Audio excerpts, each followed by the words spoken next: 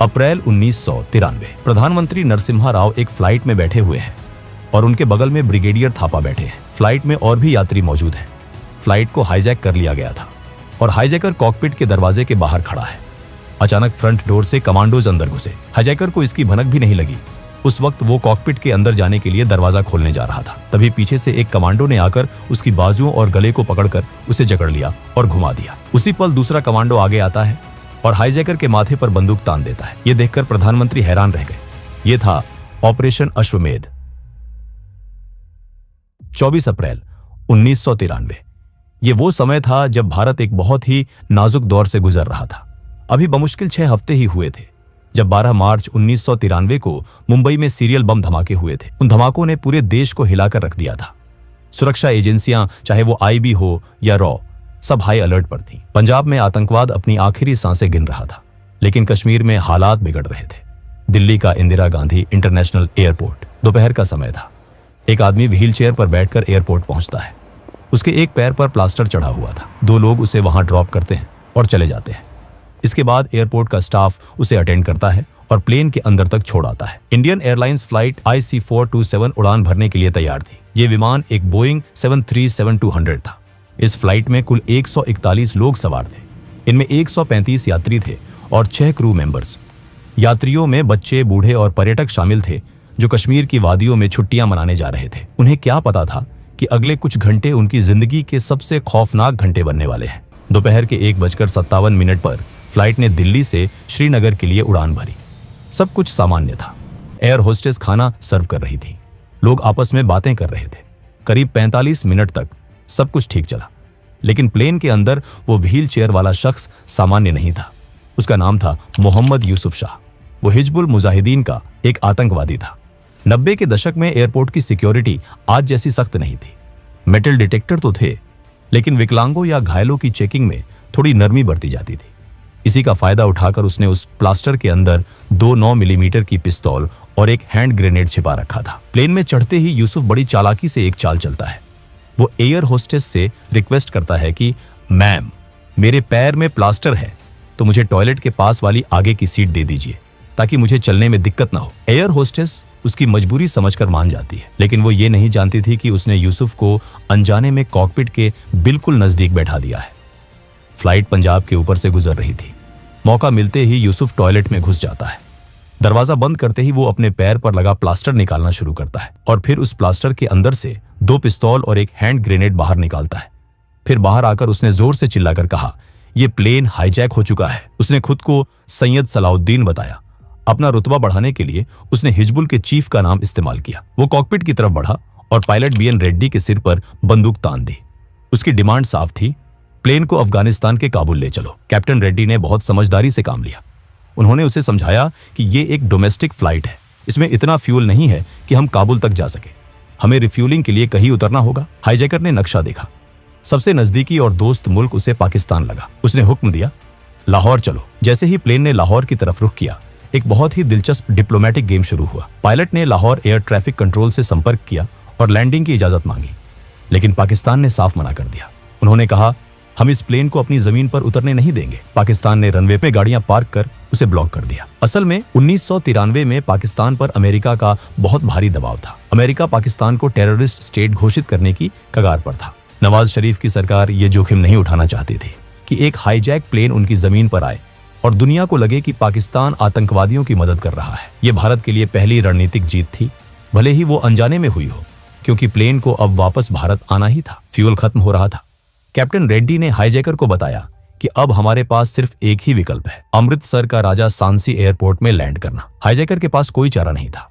वो मान गया और यही उसकी सबसे बड़ी गलती साबित हुई, क्योंकि अमृतसर पंजाब पुलिस के शेर KPS गिल का इलाका था। दोपहर के 3:20 पर फ्लाइट IC427 अमृतसर के राजा सांसी एयरपोर्ट पर लैंड हुई। दिल्ली में क्राइसिस मैनेजमेंट ग्रुप की इमरजेंसी बैठक शुरू हो चुकी थी। उस समय प्रधानमंत्री थे PV नरसिम्हा राव। दिल्ली से अमृतसर को साफ निर्देश मिल गए, ये प्लेन अब यहां से उड़ना नहीं चाहिए, इसे किसी भी कीमत पर रोका जाए। शुरुआत में स्थानीय पुलिस और कलेक्टर ने हाईजैकर से बात की। उनकी रणनीति थी, बातों में उलझाओ और समय बर्बाद करो।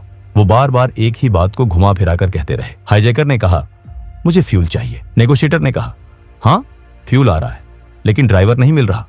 फिर कहा, ड्राइवर आ गया है पर चाबी नहीं मिल रही। इन बहानों से हाईजैकर का गुस्सा बढ़ने लगा। अपनी गंभीरता दिखाने के लिए उसने शाम को एक फायर भी किया। गोली प्लेन की बॉडी को चीरती हुई बाहर निकली।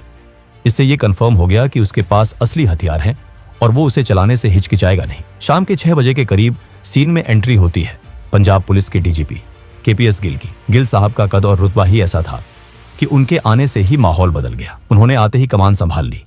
गिल की थ्योरी अलग थी। वो हाईजैकर से रिक्वेस्ट नहीं कर रहे थे, वो उस पर हावी हो रहे थे। जब हाईजैकर ने रेडियो पर चिल्लाया तो गिल ने उसे डांट दिया। उन्होंने उसे ये एहसास दिलाया कि इस एयरपोर्ट पर हुक्म उसका नहीं बल्कि गिल का चलता है। गिल उसे थका रहे थे। वो चाहते थे कि हाईजैकर इतना थक जाए और चिढ़ जाए कि उसकी सोचने समझने की शक्ति कम हो जाए। गिल ने जब हाईजैकर से बातचीत की और पूछा, तुम्हारी मांग क्या है, तो सामने से जवाब आया, मेरी अभी कोई मांग नहीं है, बस फ्लाइट में फ्यूल भरवा दीजिए, मुझे काबुल जाना है। काबुल पहुंचकर ही मैं अपनी असली मांग बताऊंगा।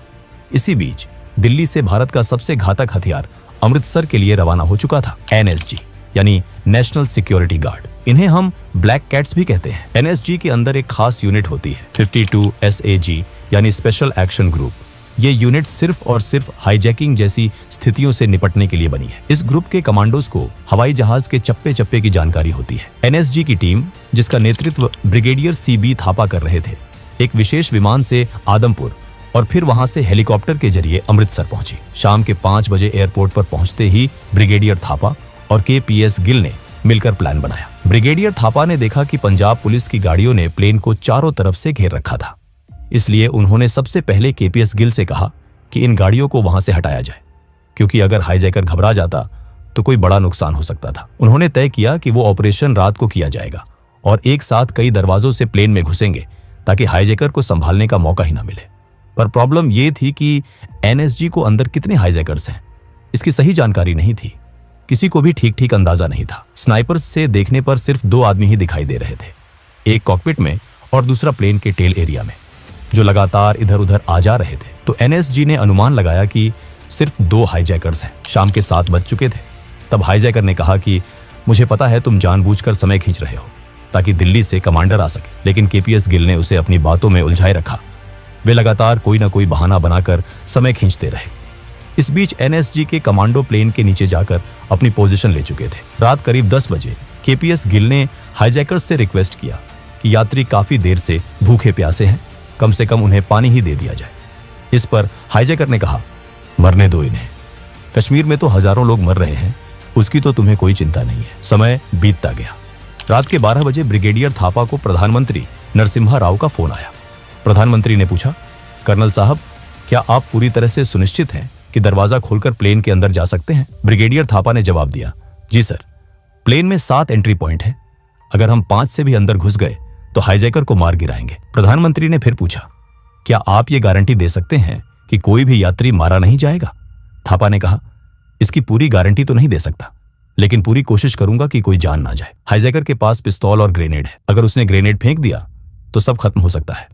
प्रधानमंत्री ने कहा, ठीक है, और फोन रख दिया। इसके बाद करीब 12:30 पर KPS गिल ने थापा को बताया कि क्राइसिस मैनेजमेंट ग्रुप ने एनएसजी को ऑपरेशन की मंजूरी दे दी है। ये सुनते ही थापा बेहद खुश हो गए, क्योंकि अब एक्शन का समय आ चुका था। अभी तक एनएसजी को यही जानकारी थी कि अंदर सिर्फ 2 हाईजैकर हैं, लेकिन तभी स्नाइपर से एक और अपडेट मिला कि आगे वाला हाईजैकर पिस्तौल लिए हुए है, जबकि पीछे वाले के पास कोई हथियार नहीं है।